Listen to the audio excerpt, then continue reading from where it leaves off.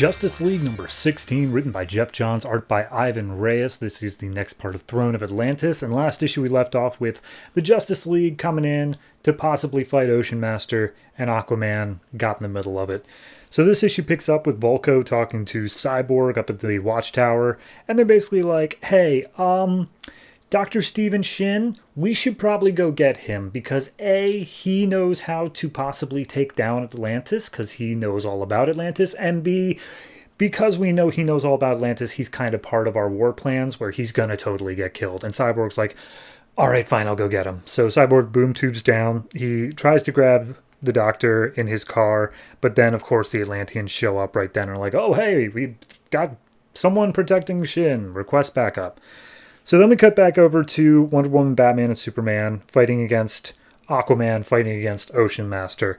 And it's basically an extended scene of everyone just like, we want to fight Ocean Master. And Aquaman's like, please don't. And Ocean Master's like, I'll fight them. I don't mind. And he's like, shut up, man. So they basically say, look, this is, if anything happens to him, which I do believe you can do, the entirety of Atlantis will attack. And possibly he will also survive. So let's just not do that, and I'll talk him down. But then Batman steps up and throws down some explosive powder, which pisses off Aquaman enough that he punches Superman.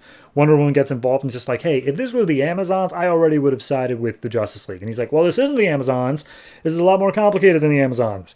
Really need you to understand that, Wonder Woman. She's like, psh, whatever. So at that point, Ocean Master shocks Batman into unconsciousness and just like, wow, these air breathers are really fragile. I could literally kill them all right now. And Aquaman's like, dude, I swear to God, if you hurt them, I will beat you to death. And he's like, oh, so you're threatening them? You're threatening me. Whose side are you on anyway? He's like, I really want a peaceful solution here. So Wonder Woman jumps onto Ocean Master. She gets shocked as well. And then Ocean Master takes that as a sign like, well, here come the Atlanteans. So they all start making their way out of the water to attack the surface world. Cut back to Cyborg. He fights off the few Atlantean assassins and boom tubes Dr. Shin out of there because there's no other way to deal with it.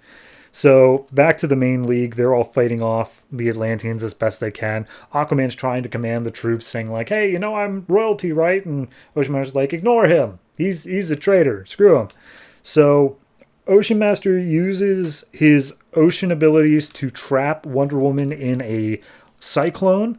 Superman, not a fan of that. So he uses heat vision to start boiling the oceans.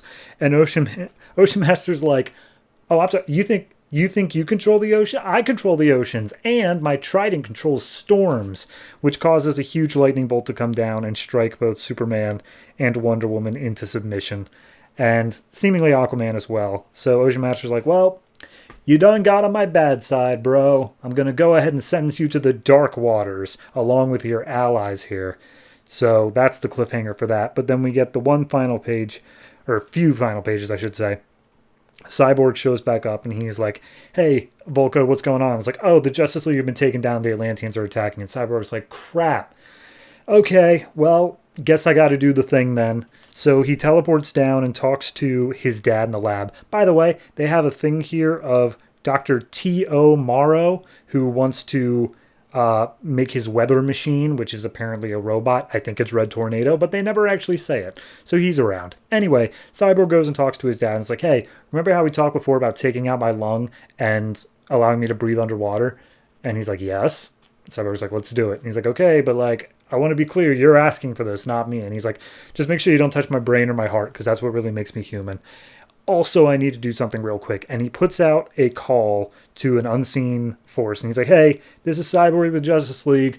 We're calling in. And it turns out that he's calling in some people that were being looked at by the Justice League to join, but have not yet been tested. So we have Green Arrow, Element Woman, Black Lightning, Vixen, Shazam, Zatanna, Gold Rush, don't even know that one, Hawkman, Black Canary, and Firestorm. So they're all coming to the rescue, and that's where we leave off. So first and foremost, art in this issue is very good. I don't really have any sort of issue with that. I do think this issue, because the last two in this event have been such major things of like, all these people are dead and how we're dealing with that. and setting up the big story that's going on. This one feels a lot less because it's just a standoff between Ocean Master and the Justice League. Like, for an extent, and of course it's the whole thing of like, Aquaman, you would turn on the Justice League? And it's like, yeah, no, clearly he betrayed. It's not that he's looking for a peaceful solution or anything like that. I don't know. The Justice League just feels very, very dumb here, where they're like, no, we have to fight him. And it's like, okay, but maybe just like don't punch the thing for like 10 seconds. Can you not punch for 10 seconds?